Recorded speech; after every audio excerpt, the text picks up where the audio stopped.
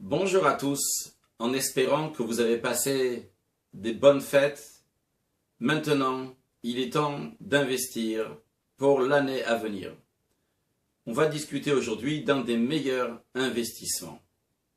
Dans la paracha de la semaine, parachat Noach, on nous raconte comment Dieu n'était pas content du comportement des êtres humains et a décidé d'amener un déluge pour détruire le monde. Pour cela, il a dit à Noach, qui était un juste, de construire l'arche. Lors de l'entrée dans l'arche, la Torah nous dit, Noach est rentré avec ses 3 enfants et la femme de Noach avec ses 3 belles-filles. Cette séparation est pour nous dire que dans l'arche, ils n'avaient pas le droit de se reproduire. Lorsque le déluge a été fini, Dieu dit à Noach, sors de l'arche, toi et ta femme, tes enfants et leurs femmes. En autres mots, Dieu leur dit, maintenant vous pouvez vous reproduire. Mais lorsque Noach est sorti, il est sorti lui et ses enfants, sa femme et ses belles-filles. Pourquoi? Parce que Noach ne voulait pas se reproduire, avait peur que peut-être qu'il y avait encore un déluge. Dieu n'a pas obligé, a juste permis de se reproduire.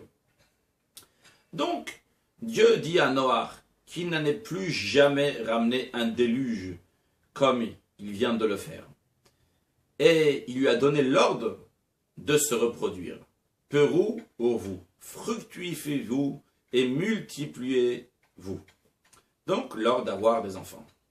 Mais la question qui pourrait se poser, Noach aurait pu dire, c'est vrai, il ne va pas y avoir de déluge, mais la cause du déluge, un mauvais comportement de mes enfants, il va peut-être y avoir. Qui dit que mes enfants vont bien se comporter? Peut-être pour cela, je ne veux pas amener d'enfants au monde. Et non, Noach n'a pas dit ça. Pourquoi? Parce que lorsque Dieu il dit il faut avoir des enfants, on va faire des enfants. C'est un enseignement pour nous. Des fois on se dit, avoir des enfants c'est une grande responsabilité. Comment on va réussir à tous les éduquer dans le droit chemin, dans le bon chemin comme il faut? On te dit, bien évidemment, tu dois mettre des efforts pour les éduquer comme il faut. Mais ce n'est pas à toi de dire maintenant combien je vais en faire et combien de force j'aurai pour le faire. Toi, tu dois t'investir un maximum et Dieu fera le sien. Le Talmud raconte que le roi Hiskiyahu est tombé malade. Dieu a envoyé le prophète Ishayahu pour lui dire qu'il allait mourir. Lorsqu'il a dit ça à Hiskiyahu, il lui a dit « Pourquoi je vais mourir ?» Il lui a dit « Parce que tu ne t'es pas marié, tu n'as pas eu d'enfant. » Donc, le roi a répondu, j'ai vu par inspiration divine que mes enfants vont mal se comporter. C'est pour ça que je ne me suis pas marié.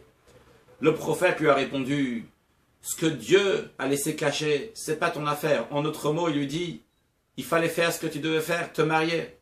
Alors, juste pour la fin de l'histoire, c'est qu'il s'est marié, il a eu des enfants qui étaient idolâtres. Mais après, un des enfants a fait teshuva, et les petits-enfants et les arrière-petits-enfants qui étaient aussi des rois, sont très très bien comportés. Mais juste pour dire qu'on ne doit pas faire des calculs, qu'est-ce qui va se passer après avec nos enfants? On doit faire bien sûr investir dans le maximum. D'autres ont un autre argument. Comment je vais nourrir mes enfants? Leur donner à manger? Si j'en ai beaucoup, déjà 1, 2, 3, 4, qu'est-ce que je peux faire? Une telle question, une telle pensée vient d'une petite croyance. On parle de quelqu'un qui est peu croyant, qui pense que comment il gagne sa vie, c'est grâce à ses affaires. Non, Dieu il a dit qu'il faut faire des affaires, mais c'est pas toi qui gagne ta vie dans ton commerce, c'est Dieu qui amène sa bénédiction à travers le commerce. Lorsque quelqu'un fait la volonté de Dieu, lorsque quelqu'un amène encore un enfant dans ce monde, en même temps, Dieu lui amène un paquet de parnassa, un nouveau tuyau, une nouvelle manière pour pouvoir gagner encore plus d'argent et tout ce qu'il faut pour donner le meilleur à cet enfant. D'autres disent, c'est dur physiquement d'avoir des enfants, que ce soit pour l'homme, que ce soit pour la femme. Mais il faut savoir que si Dieu donne un ordre d'avoir des enfants, Dieu lui donne la force aussi d'avoir ses enfants. Dieu ne va pas nous donner quelque chose qu'on n'est pas capable de faire. C'est vrai, dans certains cas, la Torah dit pour des raisons de santé, certaines personnes ne peuvent pas avoir d'enfants, mais ça, il faut le décider avec un rave, et pas juste un rave qui est décisionnaire, mais sûrement pas le décider tout seul. Malheureusement, des gens qui font des calculs et ces programmes s'appellent le planning familial. Mais depuis que ce planning familial a été mis en place, il n'y a jamais eu de si grande catastrophe. Et pour ceux qui ne veulent pas se mentir et voir la vérité dans la vie de couple, dans la vie de famille et la santé de la femme aussi, qui pourrait être beaucoup mieux si on faisait les choses naturellement, et la relation entre l'homme et la femme aussi qui serait beaucoup mieux si on laisserait les choses naturellement. Non seulement ça, on a aussi un gain personnel lorsque quelqu'un devient des grands-parents. Alors qu'est-ce qu'on fait? Si on a beaucoup d'enfants, on peut aller voir de temps en temps un après un autre, mais si on a que quelques enfants, on va aller voir un, deux, trois, mais après, qu'est-ce qu'on fait? On ne peut pas rester habiter longtemps chez un. Avoir beaucoup d'enfants, c'est un gain aussi, un meilleur investissement pour la vie à venir, la deuxième vie, comme ils appellent ça aujourd'hui, lorsqu'on a la retraite.